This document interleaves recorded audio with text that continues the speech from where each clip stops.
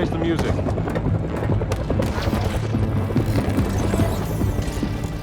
For a lot of Gears 5, you might feel like you're playing another game straight out of the original trilogy's Locust War. Much of the game, from the gunplay to the story, feels like past Gears of War games. The Coalition has definitely put a lot of emphasis on the core cover shooting elements of Gears that have always been strong in the franchise. But Gears 5 also adds a lot of new ideas to the series, and all of them are useful evolutions that strengthen its core aspects. On the campaign side, the Coalition has worked in some structural changes that open up how you fight and the encounters you'll get into. You'll still spend a lot of the game hunkering down in cover and popping up to score headshots, but for the first time, you have more options in battle and more chances to move around and use your different combat capabilities. The way you fight is altered most by Jack, the franchise's R2-D2-like robot who follows you around opening doors and hacking computers. Jack now has a skill tree of abilities you unlock as you play and can use during combat.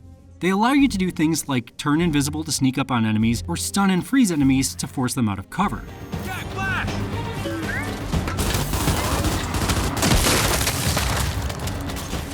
You'll spend a lot of time amping up Jack's abilities with resources you find in the game, which is one of several ways that Gears of War 5 provides you the opportunity to adjust the game to the way you want to play it. The middle portion of Gears 5 also contains two big open world type areas, a first for Gears of War. These areas are littered with small locations to explore and side quests to complete, all of which are like mini versions of the larger Gears levels and encounters you're used to seeing. You can wander these areas at your leisure, and they usually come with a waiting ambush, possibly a bit of progression on a side story, maybe a lore drop, and an item to improve Jack's abilities. The locations are fun, short diversions in their own right, and the more you explore, the more powerful Jack becomes, which is a pretty good incentive to cruise around and see what's waiting for you out in the wilderness. You'll also see new kinds of battles in Gears 5. You won't always just run into swarm soldiers spoiling for a fight, for instance. Sometimes you might catch them unawares, giving you a chance to set up ambushes or even take out a few or all of them with stealth. The more open structure of the game means there are more chances to think about how you want to approach fights, and more opportunities to change up the way you deal with your hulking foes. The open portions also provide some of Gears 5's best writing, as they give the characters lots of time to just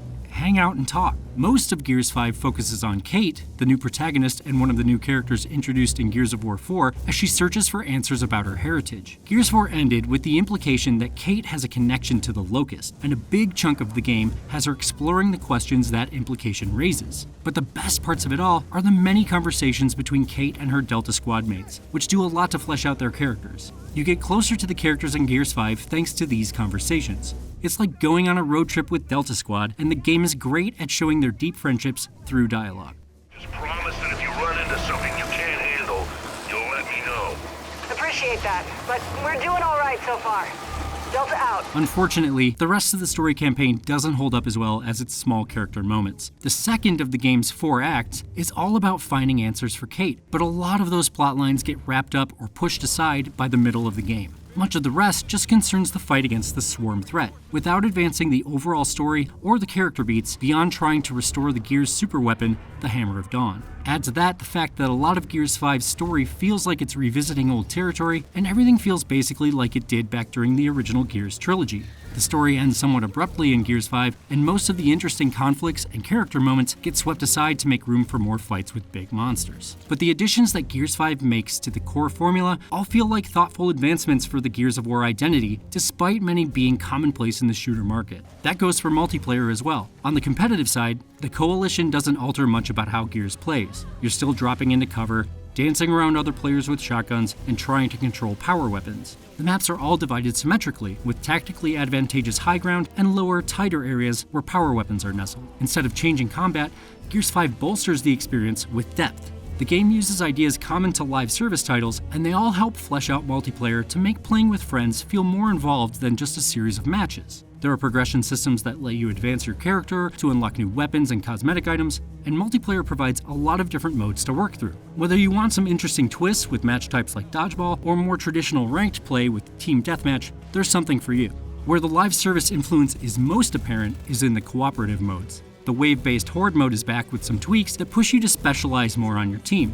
Instead of just having a squad role, as in Gears of War 4, you now have particular characters who all have special perks and ultimate abilities like you'd expect to see in a hero shooter.